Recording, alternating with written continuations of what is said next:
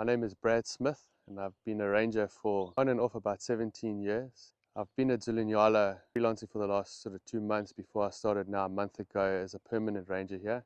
And yeah, so far been a really great experience. What got me into guiding, I almost went into banking actually. My grandfather was a banker, my father was a banker. That was the route I was taking. My father then said to me, he said, Brad, you spoke about guiding, so why don't you give it a bash?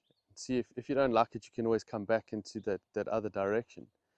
I think that was some of the wisest advice that I got, because once I got into the guiding and I decided that's the route I'm going to go, just the passion for it, just being outdoors, seeing the birds, just having that affiliation with nature and that closeness that you feel to who you are, and that how that draws you in. Sometimes it doesn't feel like a job, it feels like it's a passion. And then that's what's important. If you do what you love, then it just enhances everything else in your life. What I find working at Zulu Nyala with the guests is that it seems to be a different kind of a guest that comes here. They just really absorb all the knowledge that you're giving them. They're just really interested, which is nice. And very generous people, very lovely people, and they actually just make it a pleasure to take them out, and you just develop such a close bond.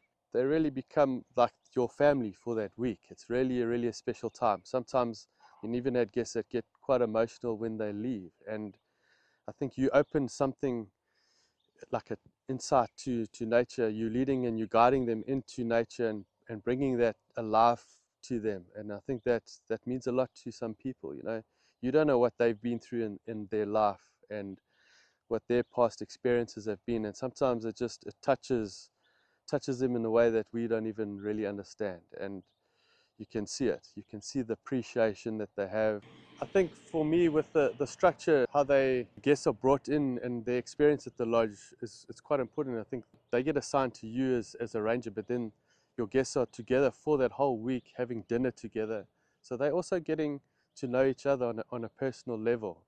And then you'll see in the beginning of that week, kind of everyone is a bit reserved, and it's a little bit of, you need a bit of an icebreaker at the beginning. But you'll see as the week goes on, people just really start sharing parts of their lives with each other. I think the Zulu Nyala model it's really good at that. It really brings people together for that week, and that brings you as a ranger into a really nice space where you start to see the more relaxed side of people.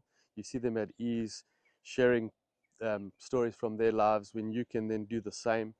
And it really makes for a wonderful experience. And I think they take that home with them. They take that week back with them, and they'll never forget it. My favorite animal is the leopard. Beauty of that animal is amazing, but the rarity of it too. It's not something that you see every day. So when we do see one, I really appreciate it. I saw one here about a month ago. Came out in front of the vehicle, had just an amazing sighting with it, and that's something that I won't forget for a long time. It was a really beautiful sighting.